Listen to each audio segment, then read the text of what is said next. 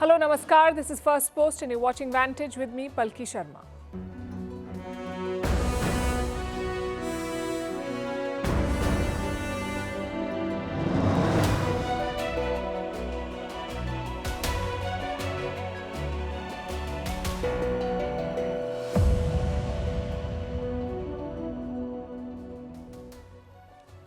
Yesterday, Donald Trump raised tariffs on Indian exports to 50%. Today, Indian Prime Minister Narendra Modi has hit back. He said, India will not compromise, not on farmers, not on fishermen, not on dairy. We'll bring you the full statement and the backstory. How did the trade talks collapse? For the rest of the world, the tariffs have begun to bite. Trump says they're bringing billions of dollars to America, but that claim may come back to bite him. Also in focus, a meeting between Donald Trump and Vladimir Putin. It could happen as soon as next week. Will it deliver a ceasefire in Ukraine? Also, the US, Europe and China all buy goods from Russia. Why is India the only one being tariffed? And why doesn't Trump sanction Russian oil? We'll tell you how India saved the world and kept oil prices in check by buying Russian energy. In other news, why the Pakistani army chief is going to the US again, his second trip in 2 months, why an AI researcher has turned down a $1.5 billion job offer, and why pirate flags are popping up across Indonesia. What do they have to do with Japanese anime One Piece? All this and more coming up. The headlines first. Israeli Prime Minister Benjamin Netanyahu says he does not want to control or govern Gaza indefinitely. Netanyahu's remark comes after he chaired a security cabinet meet. Earlier reports had said that Netanyahu wanted to fully occupy the besieged strip, but the Israeli army chief was opposed to the plan. International outrage has been growing over the dire humanitarian situation in Gaza. Donald Trump demands the immediate resignation of the Intel chief, cites conflict of interest. This comes after a Republican senator raised national security concerns over the CEO of the US chipmaker and his links to Chinese firms. Just months ago in March, the Malaysia-born tech veteran had taken charge of the struggling company Intel. Thailand and Cambodia agreed to extend a fragile ceasefire deal which followed hostilities along their border last month. At least 43 people were killed in the violence and more than 300,000 were forced to flee. The border clashes in July were the deadliest in the region in more than a decade. Former President Jair Bolsonaro petitions Brazil's Supreme Court. He wants his house arrest order revoked. Bolsonaro, an ally of Donald Trump, has been confined to his home since Monday after he violated a court order prohibiting the use of social media. Bolsonaro is on trial over an alleged coup attempt. And the Sudan's Prime Minister arrives in Egypt. This is his first foreign visit since assuming office in the month of May. It comes as the Sudan remains caught in a war between the army and the paramilitary. Egypt has backed Khartoum's military leadership since the conflict began in 2023.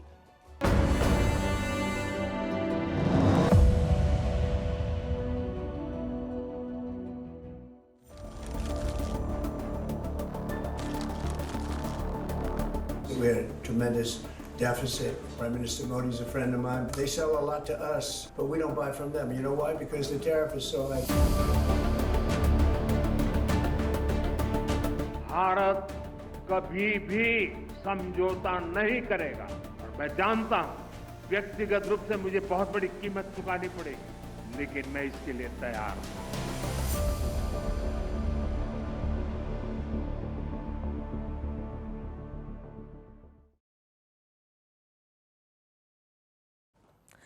The battle is heating up. Just months ago, the US and India looked like natural allies for the 21st century. Today, they are locked in a trade war and the gloves are off. Prime Minister Narendra Modi has responded to Donald Trump's trade blitz. He's not backing down. He said there will be no compromise, no matter the pressure. हमारे लिए अपने किसानों का हित सर्वोच्च प्राथमिकता है। भारत अपने किसानों के, पशुपालकों के और मछुआरे भाई बहनों के हितों के साथ कभी भी समझौता नहीं करेगा और मैं जानता हूं व्यक्तिगत रूप से मुझे बहुत बड़ी कीमत चुकानी पड़ेगी, लेकिन मैं इसके लिए तैयार हूं। मेरे देश के किसानों के लिए मेरे देश के मछुआरों के लिए, मेरे देश के पशुपालकों के लिए आज भारत तैयार है. Prime Minister Modi did not mention Donald Trump by name, but he did not have to. The context was clear. Less than 24 hours back, Trump stepped up his offensive against India. He doubled tariffs from 25 to 50%, meaning Indian goods exported to the US will face a 50% tariff. This was a sharp and punitive move. Trump is going after India. And look at how this started. It started as a trade discussion. Trump wanted a sweeping deal. He wanted zero tariffs and zero barriers for American products. He wanted a one-way free market for American goods. India refused. So Trump shifted the goalposts. In recent days, he introduced a new angle, India's purchase of Russian oil. Trump has linked these new tariffs to Russian oil, and he's singling India out as other nations continue to buy from Russia. Indian officials have said that there are other countries that are buying Russian oil. It's okay. Like China, for instance, It's buys okay. more. Yeah. Why are you singling India out for these additional sanctions? It's only been 8 hours, so let's see what happens over the next. More secondary sanctions. Yeah, you're going very to see a lot soon. more. So this is a taste of You're what's going to to see a come. lot more. You're going to see President, so much secondary sanctions. Trump is yet to act on his latest threats. So far, there are no new tariffs on China or any other buyer of Russian energy, but India is in his crosshairs. The question is why? Is this just about the oil purchases? Or is it about the war in Ukraine and Trump's attempts to find leverage against Russia? Well, whatever the reason, Prime Minister Narendra Modi has drawn clear red lines today. His comments have made India's expectations and India's position quite clear. If this relationship is to be repaired, if ties are to return to normal, it won't happen with a one-sided deal, especially if it targets Indian farmers, fishermen, or livestock owners. The Indian Prime Minister named these three groups for a reason. They were at the center of India's trade negotiations with the United States. In fact, new reports have emerged. They reveal why the India-US talks broke down and what really happened at the negotiating table. India had the first mover's advantage. There were 5 rounds of trade talks. Some observers predicted a deal before the 1st of August, but then the negotiations collapsed. How did that happen? India was talking in good faith. It was prepared to offer significant concessions to the US, including reducing tariffs on industrial imports. And that would have covered around 40% of the goods that India buys from the US, 40%. Like I said, this was a significant concession.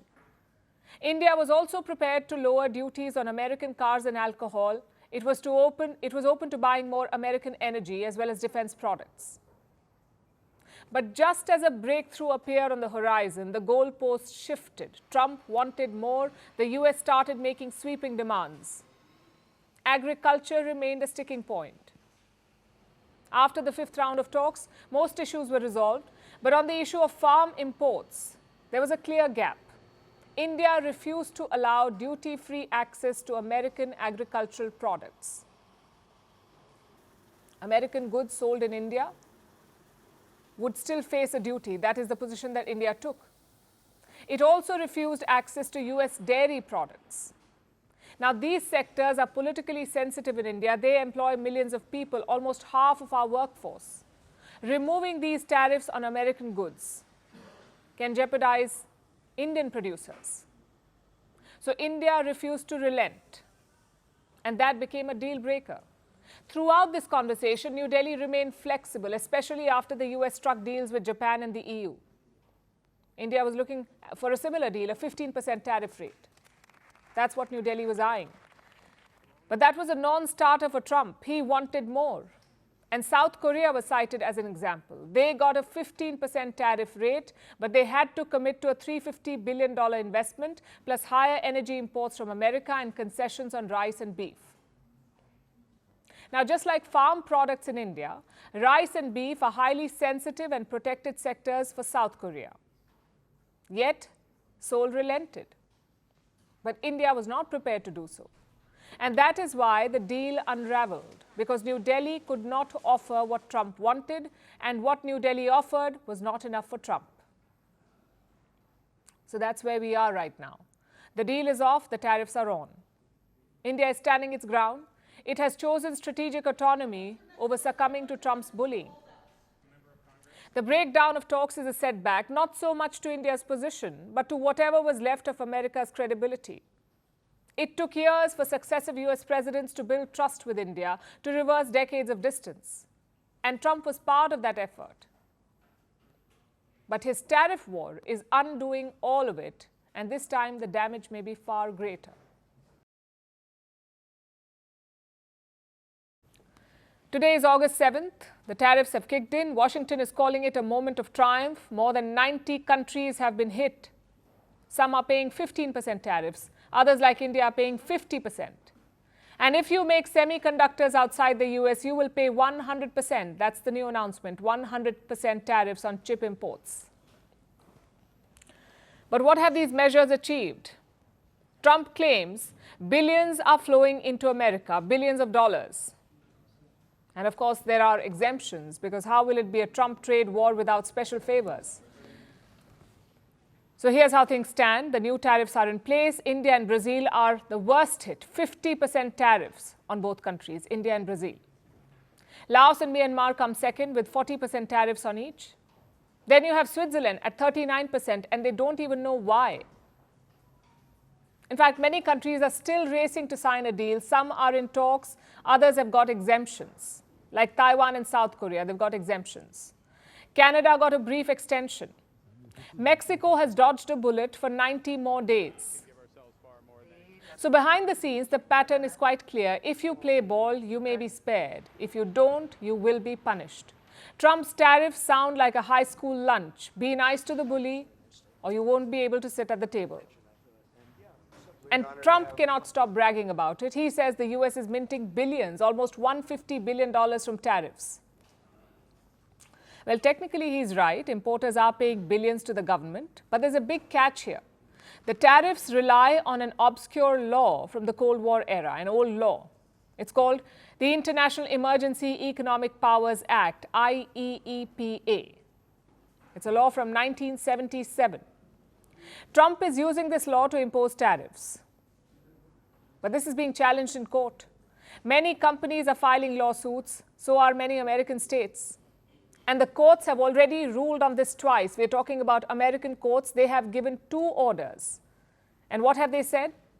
That using this law for trade wars is beyond presidential powers, meaning Trump cannot do it. Now, this matter will go to the US Supreme Court. If they say the same thing, if they say that Trump's trade war is illegal, then it's all but over. More importantly, these billions in tariffs may have to be refunded.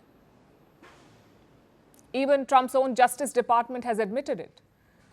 If deemed illegal, the tariff revenue will have to be returned, and that too with interest. So there could be trouble looming for Donald Trump. Yet he continues with the trade war. Like I said, he's made another big announcement, 100% tariffs on all foreign-made semiconductors, and this is again very significant. Chips are the backbone of everything. Phones, cars, appliances, defense tech, everything runs on chips or semiconductors.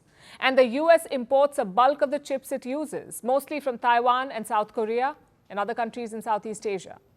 100% tariff means doubling the price on key components. So costs of all these items will double. And who will pay for it?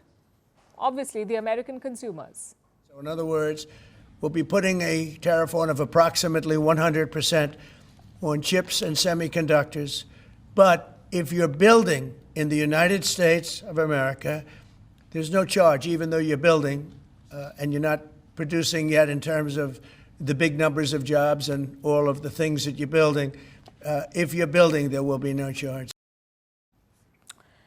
Well, if you're confused, join the line. Every Trump tariff comes with a caveat. If you're selling chips to the US, there's a 100% tariff. If you're building in the US, there is no tariff. And if you're investing, again, there is no tariff. And this has saved some of the biggest chip makers, TSMC, SK Hynix, Samsung. They're all exempt from the new levy. And while some companies may be panicking, Apple has chosen a different approach. It is using presents. Yesterday, Apple CEO Tim Cook showed up at the White House. He came bearing gifts. An engraved piece of Apple glass on a 24-karat gold base. This box was made in the U.S., California, and this glass comes on the Corning line. And the base comes from Utah and is 24 karat gold, and it sits, I'll take the liberty of setting it up. Wow. Congratulations, Thank you very Mr. much. President. It's Thank you so fantastic. much. They're calling it a gift, but we know what it is. It's a bribe, and it seems to have worked. Apple promised to invest in America and got exemptions on both chips and smartphones. And again, this is very significant because most of Apple's phones, most iPhones, are made in India and China. And September is the month for a new launch. So Apple badly needed this, and they chose to use gold to sway Trump. Today, Apple is announcing that it will invest $600 billion, that's with a B, in the United States over the next 4 years. That's $100 billion more than they were originally going to invest. And this is the largest investment Apple has ever made in America and anywhere else. And it's just an honor to have you. As you know, Apple's been an investor in other countries a little bit. I won't say which ones, but a couple. And they're coming home. So let's recap what we've learned about Trump's trade war. If you're a poor country, you shall pay. If you don't grovel, you shall pay. If you're a rich company, bring a gift. If you flatter Trump, you'll get a discount.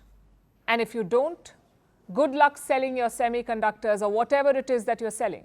This trade war is not about tariffs. It's about massaging egos and gold-plated gifts. Always remember the gifts.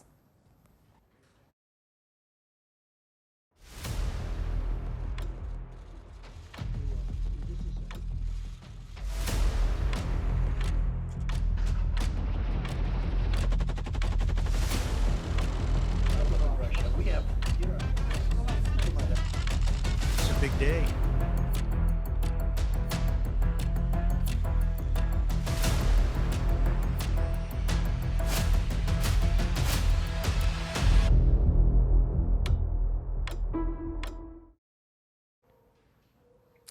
It's finally set to happen. No more secret phone calls, no more messenger diplomacy. Donald Trump is set to meet Vladimir Putin, their first ever meeting since Trump's first term.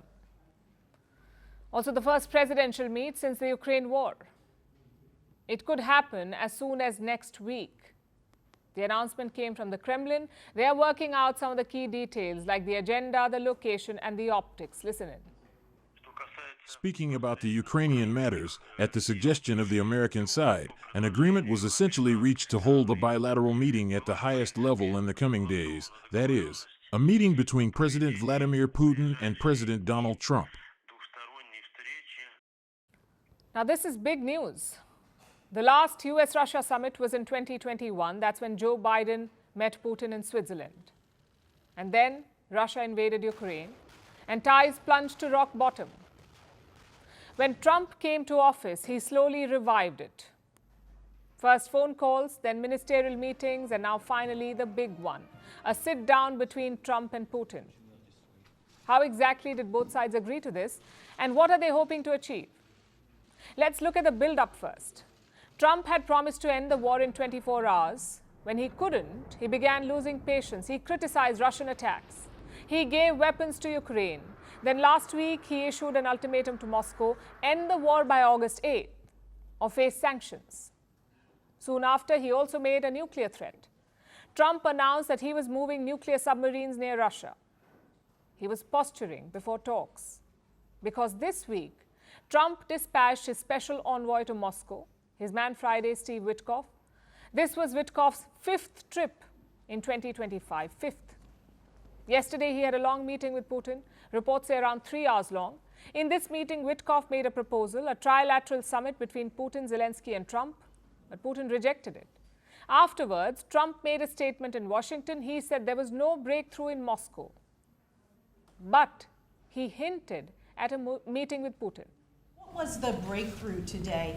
Did Vladimir Putin make some kind of concession that he hasn't been willing to make before? I don't call it a breakthrough. I mean, we've been working on this a long time. There are thousands of young people dying, mostly soldiers, but also, missiles being hit into Kiev and other places. We had some very good talks with President Putin today, and there's a very good chance that we could be ending the end of that road. That road was long and continues to be long, but there's a good chance that there will be a meeting very soon. So yesterday, the U.S. proposed a trilateral. Today, we hear of a bilateral. Is this some middle ground? Maybe Putin said no to the meeting with Zelensky, but he agreed to a summit with Trump. At this point, we can only speculate. Whatever the reason, the Ukrainians are quite happy. Zelensky says Russia seems more open to a truce. We discussed what was said in Moscow. It appears that Russia is now more inclined to consider a ceasefire. The pressure on them is working. But the main thing is to make sure they don't deceive anyone in the details, neither us nor the United States.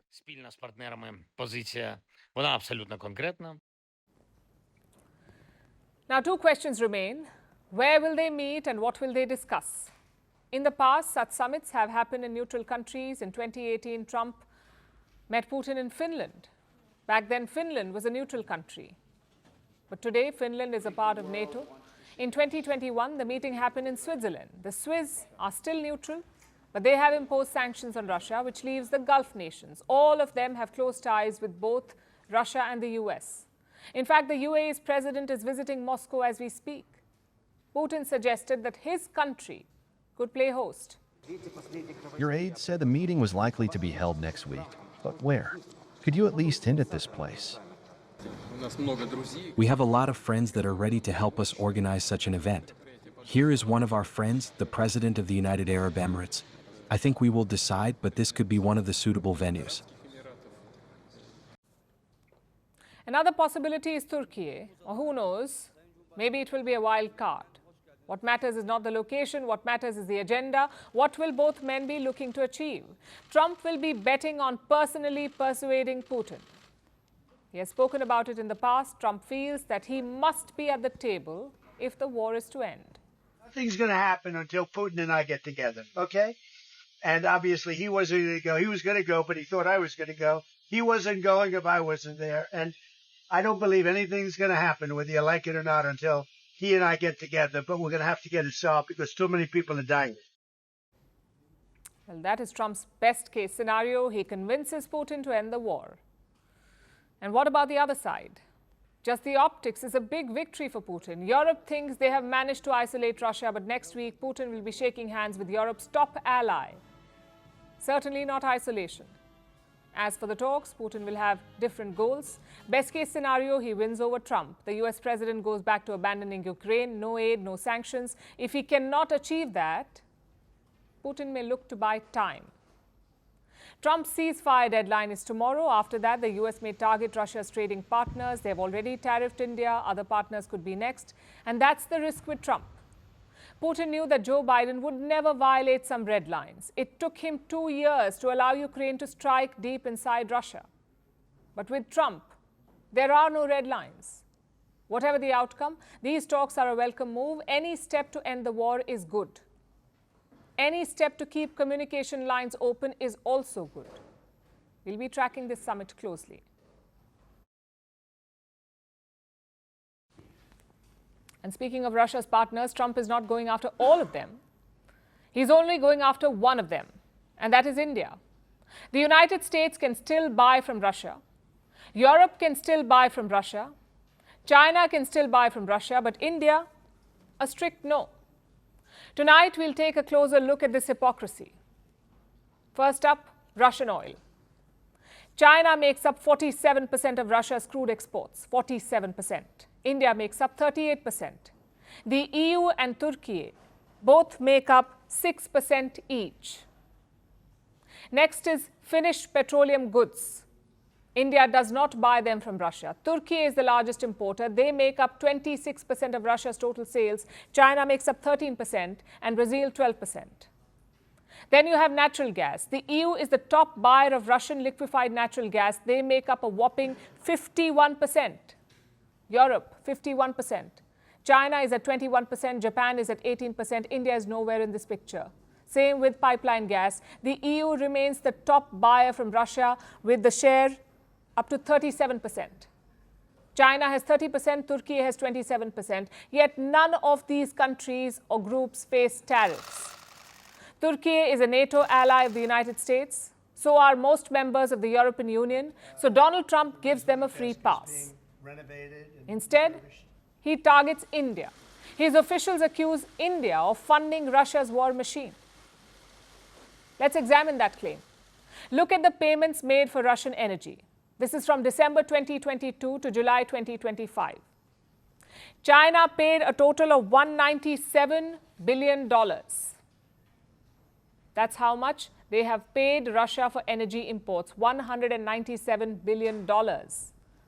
How much has India paid? $120 billion. Turkey has paid $80 billion and the European Union has paid $63 billion. This table sums up the hypocrisy. India has paid $120 billion to Russia, but NATO countries have paid $123 billion. Yet, who gets the tariffs? Only India. Even today, 10% of Russian energy ends up in Europe, but nobody bats an eyelid. Nobody accuses Europe of funding the war. The truth is, Brussels has been wily. In public, they talk about crippling Russia's economy. They talk about ending energy imports. But they never do it. They sneakily carve out exemptions. But even today, Russian natural gas is unsanctioned. Why? Because Europe cannot live without it. Same with crude oil. European companies cannot import via sea, but you can import through pipelines. No logic, just casual hypocrisy. Another example is refined crude products. The EU has decided to ban them, but some of its partners are exempt from this ban, like Canada, Switzerland, and the UK.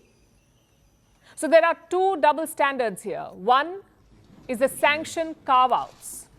You target things you cannot live without. You target things you can live without, rather, but you exempt things that you cannot live without. Either way, it's money flowing into Russia.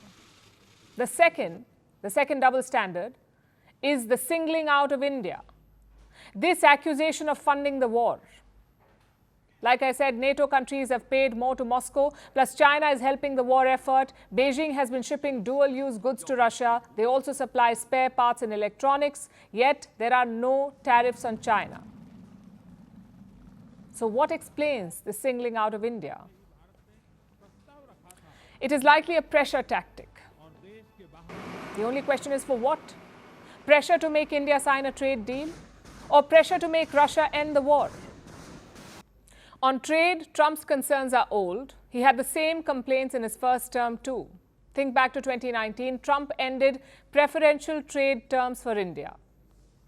Before that, India could export some 2,000 items without paying duty, but Donald Trump said not anymore. He accused India of denying market access to the US, and he terminated the trade agreement. So his concerns are not new. The difference is the approach. This time, Trump is going all out against India. He wants to make an example out of us. Unfortunately for him, New Delhi is not backing down.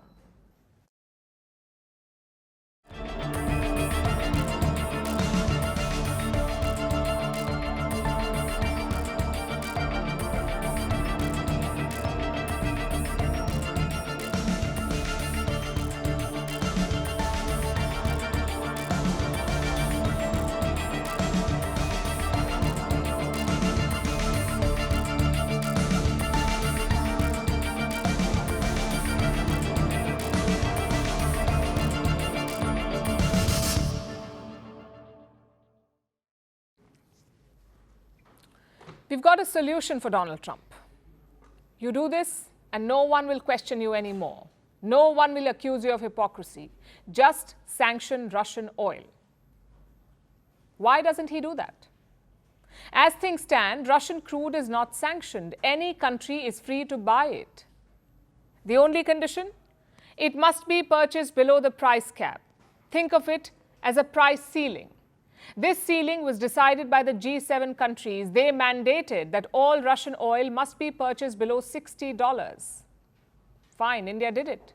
We stuck to that price cap. All our purchases are fully legal. Yet now Trump has a problem.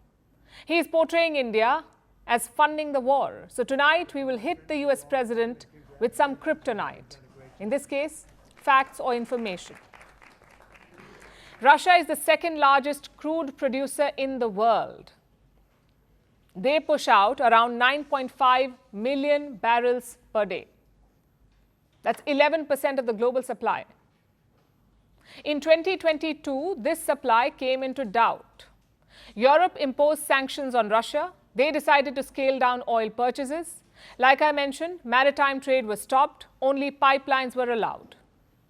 Naturally, this spooked the oil markets. They feared that Russian oil would be banned, that 9.5 million barrels a day would be cut off from the market. These fears drove up oil prices. It's simple economics. If the supply falls, the price will rise, because customers are still lining up to buy, but the product is running low. That is what happened to the oil market in 2022. Prices reached $137 per barrel. What did the West do? They did not sanction or ban Russian oil. Instead, they asked others to buy it. In this case, India. Before the war, we barely bought any Russian crude.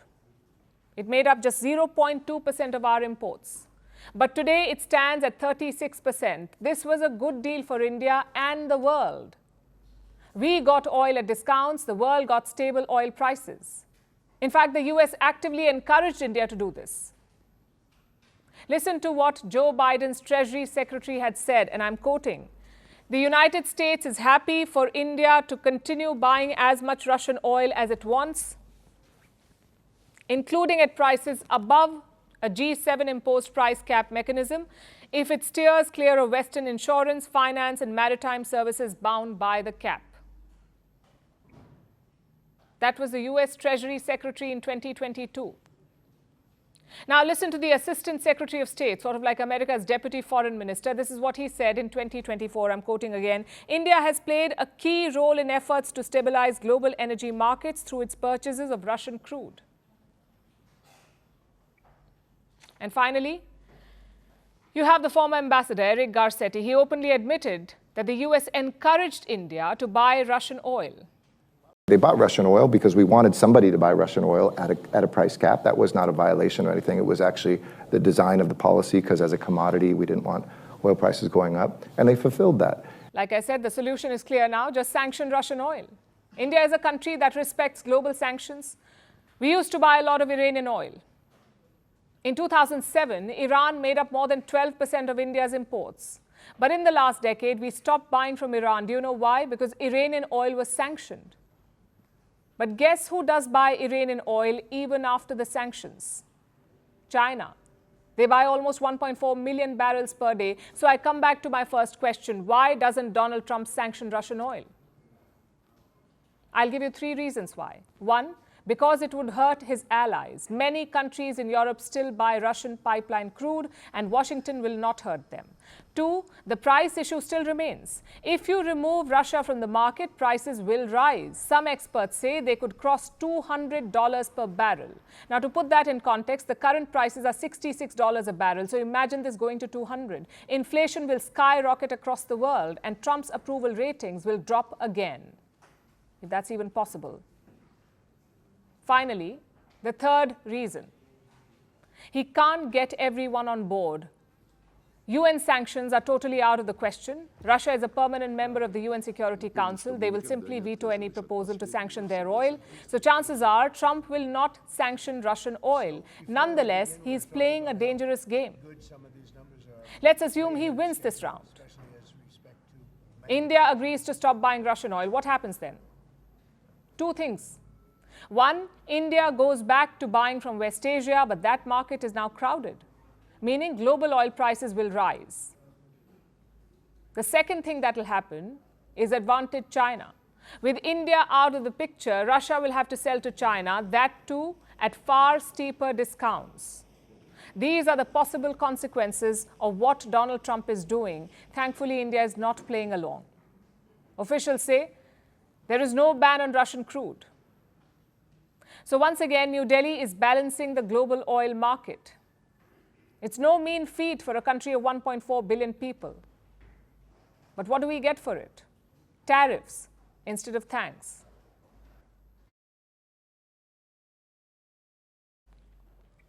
Tariffs and sanctions are a double-edged sword. They won't just hurt the world, they can hurt the United States too. This week, Donald Trump was reminded of this fact, and the reminder came from the Reserve Bank of India, RBI. If at all there is an impact, there is also an impact on the growth, on the demand, and that has a reverse impact, where we highlighted this aspect that it moves in both directions. As of now, we don't see a major impact of this unless we have retaliatory tariffs and so on. That was the governor of the Reserve Bank of India, the RBI. This week, his message carries extra weight. The RBI held its monetary policy review. It's a routine exercise that happens 6 times a year. This was the 3rd review, and it was anything but routine. Because this was the RBI's first real chance to respond to Trump's tariff escalation. The central bank uses these reviews to steer the economy. They set the direction for critical policy decisions like interest rates, lending by banks, the overall growth strategy. In normal times, the RBI uses these reviews to balance inflation and development, but in times like these, when the economy faces more external shocks like a 50% tariff on exports, these reviews become critical. The RBI uses them to respond to the challenge. And how are they responding this time? Listen to this. US President Donald Trump has said that Indian economy is dead. What is your reaction to that? No, I am not the right person to react to the president. But yes, I mean, you are all aware we have a very robust growth rate, 6.5%. And in fact, as per IMF, 6.4% and 3% growth rate of the world, when they look at that, we are contributing about 18%, which is more than US, where the contribution is expected to be much less, at about, I think, 11% or something. So we are doing very well, and we will continue to further improve. India is growing at a robust 6.5%. The RBI governor pointed to the latest IMF projections too. That's the International Monetary Fund. The IMF expects India to grow at 6.4% this year. What about the United States? The US economy is expected to grow at 1.9%. But comparing these numbers alone would be misleading. America, after all, is a developed economy. Its GDP is over $30 trillion. India stands at just over $4 trillion. We are a developing economy. We are growing fast, faster than most, but there's still a long road ahead. Now let's look at the other half of that statement, the fact that India contributes 18% of global growth and the US just 11%. What do these numbers mean? Imagine the global economy is like a big potluck dinner. Every country brings a dish. Some bring more, some bring less. Now imagine all these countries sitting at a large table. There are 100 dishes on this table, for example. India has brought 18 dishes. The US has brought 11. Even though America has a bigger kitchen or a bigger economy, it is India that is cooking more.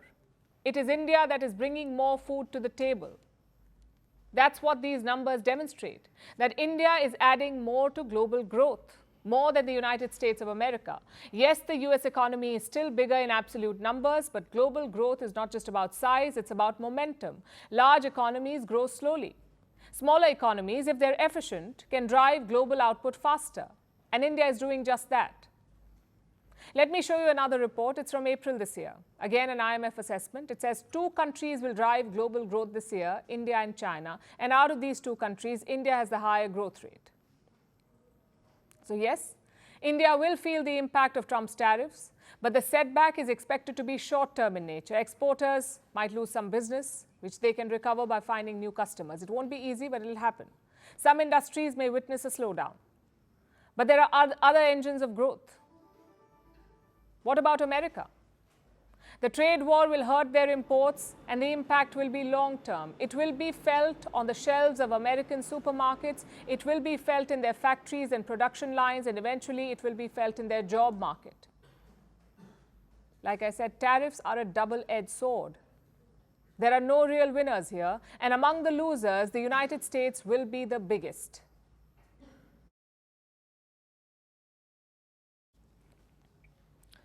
Threats can be different, but every bully is the same, and every time you have two options. You either stand up to them or you soothe their ego. Pakistani Field Marshal Asim Munir picked his portion a long time ago. He has eagerly appeased Donald Trump, and the US president has lapped it all up. Now Munir is visiting the US again. This will be his second trip in 2 months. His first one was in June. The second one could happen this week. But why is he going?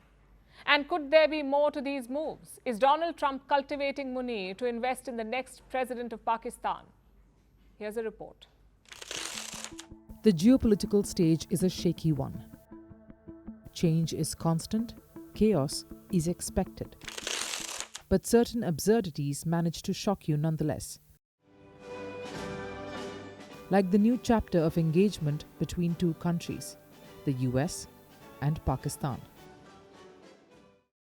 And at the center of it is one man, Pakistan's top military officer, Field Marshal Saeed Asim Munir.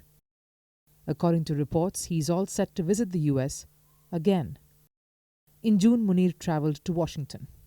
This was a rare 5-day visit, and it came weeks after India struck terror factories in Pakistan during Operation Sindoor. Munir was received at the White House for a private lunch. This was the first time that a Pakistani military leader was hosted by an American president without any civilian representatives from Pakistan present. Weeks later, another trip is on the cards, and reportedly it is set to happen this week. This time, Munir is expected to visit Tampa in Florida. He will attend an official ceremony for the change of command of a defense force called the United States Central Command, or CENTCOM. This ceremony will be a formal farewell event for US General Michael Kurilla. In July, Islamabad awarded Kurilla its highest military honor, the Nishan-e-Imtiyaz. Pakistan praised the US general for apparently bolstering defense coordination between the two countries, and now Munir has been invited in a reciprocal gesture. The Trump administration is actively cultivating ties with Islamabad through him. Question is, could there be something more to this? Is Donald Trump trying to invest in Pakistan's future leader, a possible future president, Munir? After his first visit, Munir thanked Trump for apparently averting nuclear war and mediating with India. These are baseless claims, and India has called them out repeatedly.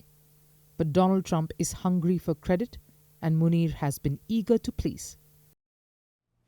So he said the 3 words Trump wanted to hear the most: Nobel Peace Prize. He suggested that the US president deserves one. And this subservience has served him well, because soon after, Trump struck a deal with Pakistan, saying Pakistan and the US will work together on developing their massive oil reserves. We are in the process of choosing the oil company that will lead this partnership. Who knows, maybe they'll be selling oil to India someday. So in exchange for lower tariffs, Pakistan reportedly offered American companies access to its domestic oil reserves and massaged Trump's ego. Clearly, Munir's bid to appease Trump has been successful. But does this mean he could play a larger political role in his country soon? These speculations come as pressure mounts on Pakistani Prime Minister Shehbaz Sharif. He's fighting to hold on to power and tussling with his image of a weak leader. Now Munir has assumed more responsibility on the world stage. Senior Pakistani officials have firmly denied speculations of him becoming the future president. But when it's Pakistan, anything is possible. Munir has already promoted himself to Field Marshal. Maybe being the president is next on his to-do list.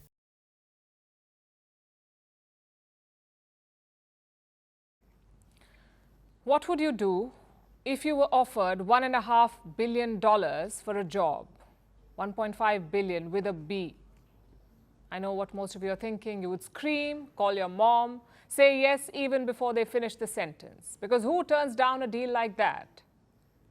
Well, someone just did. His name is Andrew Tuloch.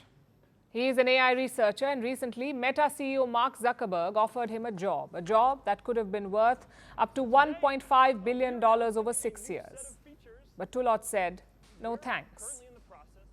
Why did he do that? Well, that's what we'll tell you tonight. Our story begins with Meera Murati. She was the Chief Technological Officer of OpenAI. When Sam Altman was removed, she took his place. She became the interim CEO of OpenAI. This was for a very short while.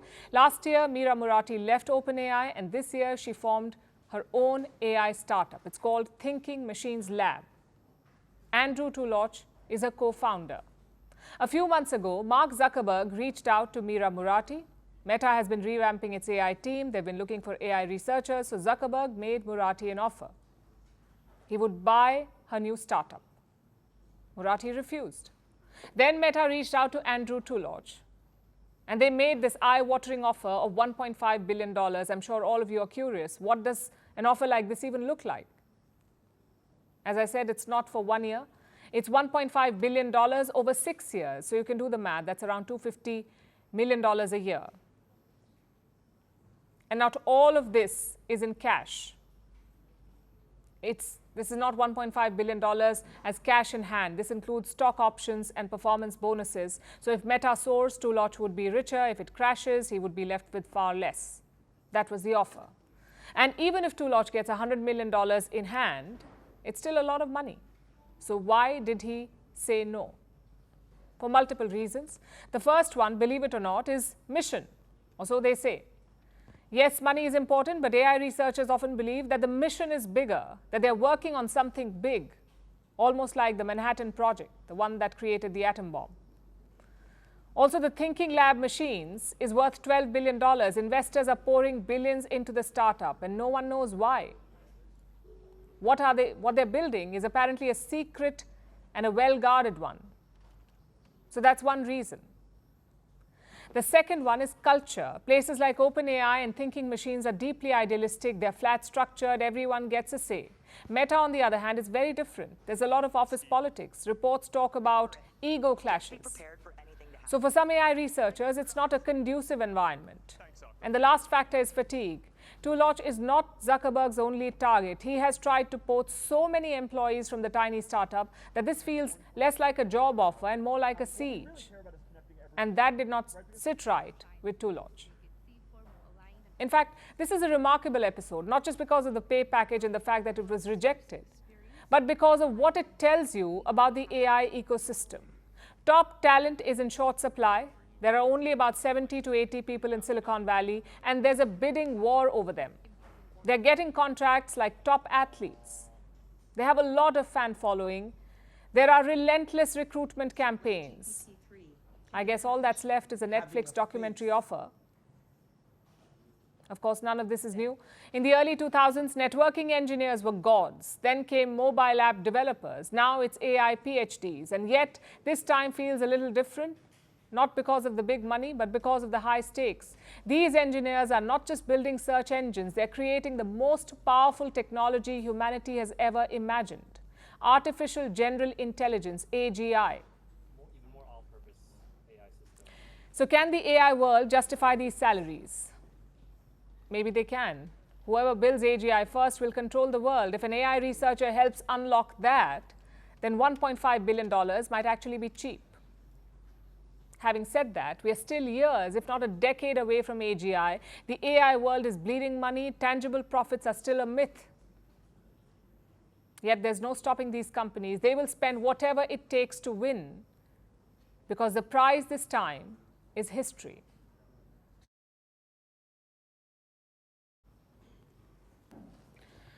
No matter how hard or impossible it is, never lose sight of your goal. These famous words were said by a pirate leader, not in real life, but in the world-famous Japanese anime, One Piece.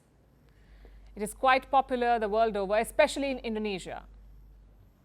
So much so that Indonesians have taken these words to heart. This Southeast Asian country is celebrating its 80th Independence Day later this month. It is really a big deal. Their president, Prabowo Subianto, has asked people to fly the national flag. Instead, people are hoisting black flags, the black pirate flags with skulls from One Piece. They believe this is a silent protest, an act of defiance. But to the government, it's a major red flag. Our next report tells you why. This is the world's third largest democracy, Indonesia, and it is all set to mark its 80th Independence Day on the 17th of August. This is the country's most important civic celebration. So, year after year, in the lead up to the national holiday, the red and white flag was seen everywhere, from public spaces to outside of homes, even on people's cars. But this year is different. For the past few weeks, instead of the traditional flag, another emblem is popping up across Indonesia. The Jolly Roger flag. This is a black flag bearing a skull with a straw hat. It is a fictional pirate flag. From the popular Japanese anime, One Piece. This is one of the most popular franchises in the world, and it has a large fan base in Indonesia. In the series, the Jolly Roger flag is carried by pirates who are determined to challenge the draconian regime. The flag is a symbol of resistance.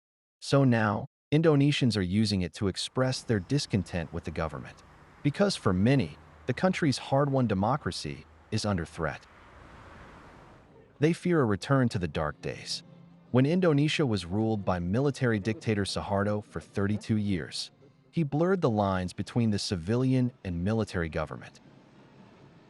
He was forced out of office in 1998, but in recent months, Suharto's former son-in-law, the current President Prabowo Subianto, has done something similar.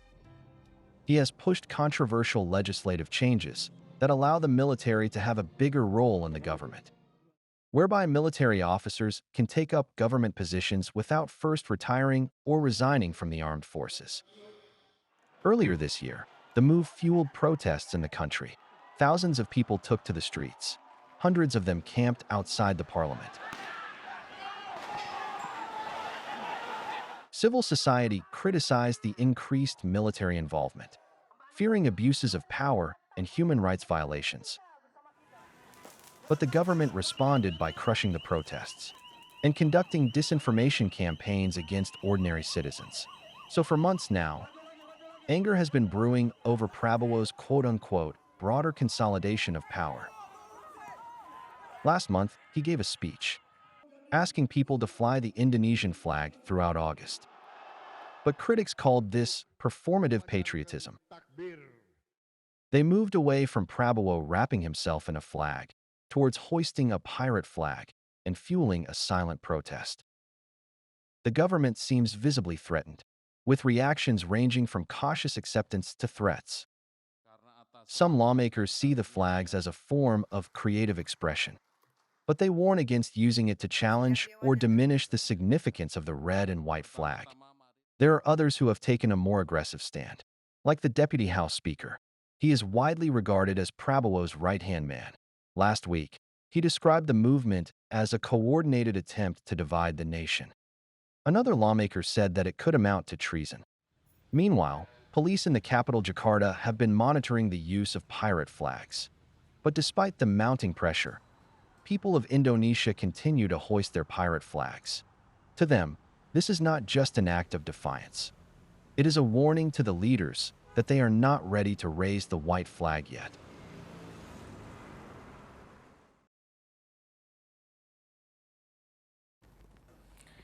India has two seasons. One when the cricket team is winning, the other when the team is losing. Our mood depends on the results. That's how big cricket is in this country. But what about other sports?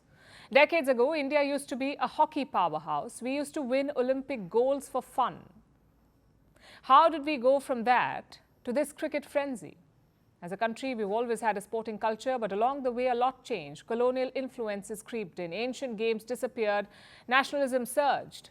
And finally, the moment of independence, when India had to rediscover its tryst with sports. How did we do that? Take a look on the India story.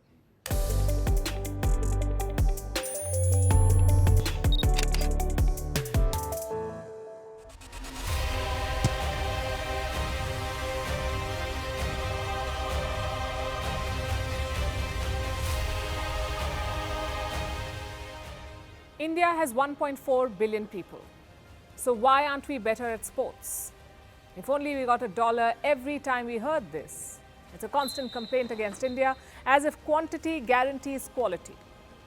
But beneath this question lies a complex web of pride, of expectations, and of national duty. Because sports is not just a pastime in India. For some people, it's a ticket out of poverty. For others, it's a means to fame. So let's take a deep dive into India's sporting history, our roots, our highs, and our lows. Don't let anyone tell you that India is not a sporting country. You want proof? Let me take you to the ruins of Dholavira in Gujarat. In 2004, excavations found an ancient stadium here, around 800 feet long, capable of holding 10,000 people. Historians say it's the oldest stadium in the world, almost 4,000 years old. So it's wrong to say that India is not a sporting country. We just played our own games, like kabaddi, kho-kho, and atya-patya. These were based on physical prowess and strategies. You had to be quick on your feet and in your mind. And how can we forget chess? The origins of the game can be traced to ancient India. Today we are reclaiming it. The current chess champion is an Indian teenager. There's a whole generation of young Indians scaling new heights. But today when you say sports, no one thinks of kabaddi or chess. They think of tennis or football or cricket. All these games were introduced by the British in India. At first, it was for their pleasure. The white officers wanted to be fit and have a good time, so they created racially exclusive clubs. Indians were not allowed to play. They could only stand on the sidelines and watch. Later, that attitude changed, not because the British suddenly grew a conscience, but because they wanted to civilize us. They thought sports could be used to enlighten Indians. Even then, it was limited.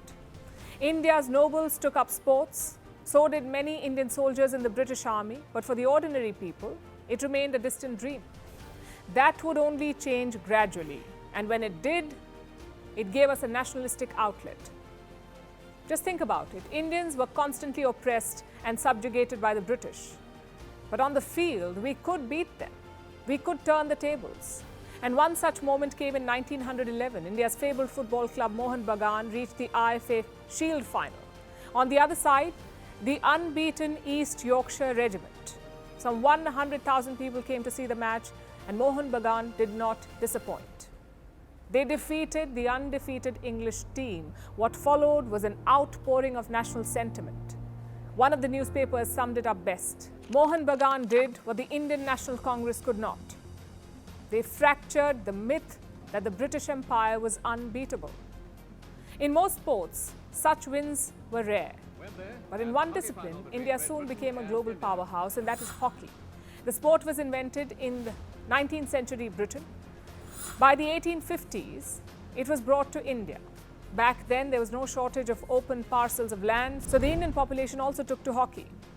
In 1855, the first hockey club was founded in Calcutta. Even as we honed our skills, we had to wait. We couldn't barge onto the global stage. That moment came in 1925. The Indian Hockey Federation was formed. The next year, the Indian team toured New Zealand. They won 18 out of 20 games. Clearly, something big was afoot. India soon got entry into the 1928 Olympics in Amsterdam. Our team visited England to acclimatize. Then it was time for a grand debut. India did not concede a single goal in this tournament. We beat the Netherlands in the final to take gold. The hockey press was unified in praise. They loved India's speed and strategy. But this was just the start. As they say, success begets success. The victory in 1928 triggered one of the greatest streaks in sports. India won gold in 1932, in 1936, 1948, 52 and 56. We were undefeated until the gold medal match in 1960. It was the golden age of Indian hockey. Now I know what you're thinking. Where was cricket all this time? Cricket was introduced much before hockey in the early 1700s, but it was more complicated and more expensive to play. You needed a lot more than just open land. Regional tournaments were common in the 1800s. But by the early 1900s, Indians began traveling overseas. They visited England to play cricket. One such team travelled in 1911. It was led by the Maharaja of Patiala.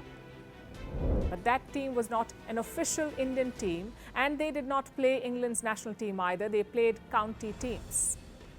After this tour came the First World War. No matches, no tours.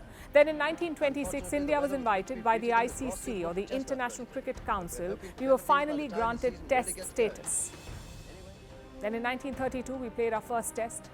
An official Indian team visited England for a series. No luck there. In fact, we had no luck for decades. Our first test victory would come in 1952. Team India beat England in Chennai. A year later, we beat Pakistan for our first series win. Still, it was nothing compared to hockey. The turning point would come in 1983. That's when Team India won the Cricket World Cup in England, that too by beating the invincible West Indies. Nobody gave us a chance. Even the country had no hope, which made the victory all the more special. It turned cricketers into household names. It turned performers into national icons. And the timing of this win was perfect. It gave us belief that we could beat even the best in the world. This belief carried over into the 1990s. India opened up its economy. We welcomed private investments and globalization, and cricket was an obvious beneficiary. As Indians got richer, our market value increased. Suddenly, brands were rushing in. They signed up players as ambassadors. They wanted hoardings at Indian stadiums. And of course, they bought up advertisement slots. In the 21st century, we had another 1983 moment. It came in 2007. A young Indian team lifted the first ever T20 World Cup in South Africa. Indian cricket officials spotted the opportunity. The next year, in 2008, the IPL was started, the Indian Premier League. Today, it is valued at around $18 billion. It is one of the richest leagues in the world. Safe to say, India runs cricket right now. The troubles of the 1930s and 40s have long been forgotten. Nowadays, countries clamour to host India. But while cricket rose, what happened to other disciplines like athletics or tennis or football? In 1947, our sporting infrastructure was modest. We had some colonial stadiums and dusty maidans, but nothing state-of-the-art. Our sports was not exactly the top priority. The focus was on nation building. Still, India produced some world-class athletes, like Milkha Singh in the late 1950s and early 60s. He was the first Indian to win gold at the Commonwealth Games. He also came very close to the podium in the 1960 Olympics. Singh was fondly called the Flying Sikh. Then you had Kamaljeet Sandhu.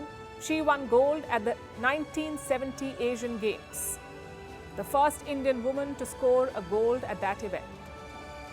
These heroes were not created by the system. They succeeded despite it. The effort to change that began in the 1980s. New Delhi hosted the 1982 Asian Games. We finished 5th in that edition. More importantly, we built a lot of infrastructure, multi-purpose stadiums, synthetic tracks, and modern shooting ranges. The Games gave us momentum to push on. In 1984, the Sports Authority of India was set up. Its job was to promote athletes, to find and develop talent. By the 1990s, the landscape began to change. Just like cricket, other sports also became commercialized. You had cable television, you had brand endorsements. All of it put more money into sports. Finally, in the year 2000, India set up a dedicated sports ministry. Still, our wins were limited. Just 1 medal in the 2004 Olympics, 3 in the 2008 Games, 6 in the 2012 Games, 2 in 2016, 7 in Tokyo in 2020, and 6 in 2024 Paris. Not consistent at all. What's lacking is not talent. What's lacking is a pipeline and a system. India has tried to correct that in the last decade.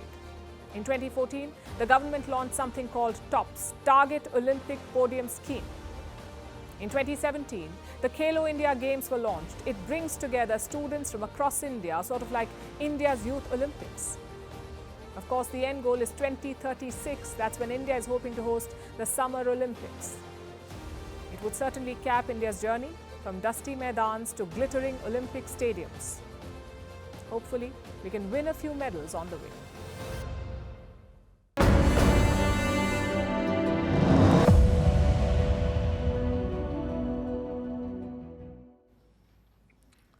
Donald Trump met the CEO of Apple today. His name is Tim Cook, or as Trump calls him, Tim Apple. It was a lesson in flattery and U-turns. Tim Cook has supported and funded Democrats in the past. But here he was, singing praises of President Trump. The Apple CEO also gifted him something special, a glass plate resting on a golden base. A better gift would have been a golden iPhone to smother with Cheetos dust, to spill Diet Coke on, and to rant on Truth Social. Yes, please. This box is made in the U.S. from Utah, and it's 24 karat gold. And it says, I'll take the liberty of